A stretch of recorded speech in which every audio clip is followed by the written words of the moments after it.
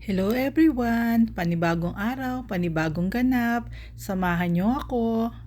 Puntahan natin ang mall na matagal na nagsara. Ito yung Shola Shopping Center or mas kilalang Shola Mall. Nagbukas itong mall na ito noong April 1984 at nagsara ito noong November 2012 dahil sa malaking sunog. At ngayong September 17, 2025 muli na naman itong nagbukas. Samahan niyo akong ikutin kung anong pinagbago nito sa loob ngayon. Wala pang ganong bukas kundi ang hyper supermarket. Kahit ordinary day, marami kang makikita nag-grocery. Ang una kong hinanap ay ang ating Filipino section. Isang section ang binigay para sa mga Filipino items. Dito, lahat ng mamimiss mong pagkain sa Pilipinas ay mabibili mo. Mula sa ingredient ng halo-halo, salad, andito lahat. Cheese Whiz, Ladies Choice, margarine, lahat nandito. Mga namimiss mong mga sardinas, corned beef, sausage, meron din sila dito. Kung namimiss mo ang chippy, nagaraya, meron din sila dito.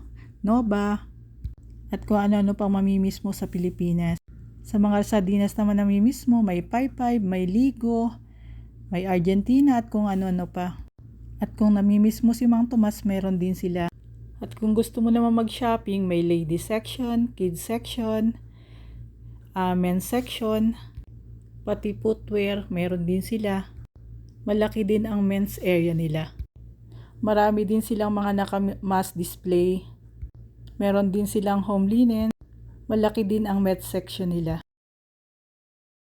Kung mahilig ka naman sa iba't ibang klase ng nut, marami sila. Malawak ang section niya. Merong nakatimbang na or pwedeng ikaw ang magpatimbang kung anong gusto mong bilhin.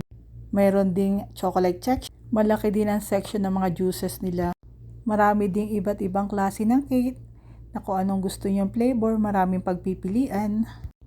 Merong buo at meron din namang nakaslice kung yun ang gusto mo. Marami ding choices ng donut, pizza, croissant at kung ano-ano pa. At kung naghahanap ka ng mga ipapapackage na chocolate, maraming pagpipilian. May KitKat, Snickers at kung ano-ano pa. Bultuhan siya. Maraming nakasale na mga chocolate. Ikaw ang mamimili kung anong gusto mo. At kalimitan nakasale lahat ito. Malawak din ang kanilang fruit section na iba-ibang klase. May apple, may grapes, may orange. Meron din naman ng mga fruits na nakaslice na. Meron na rin sila sa loob ng mga lutong ulam na pwede kang mag-order sa halagang 18 real.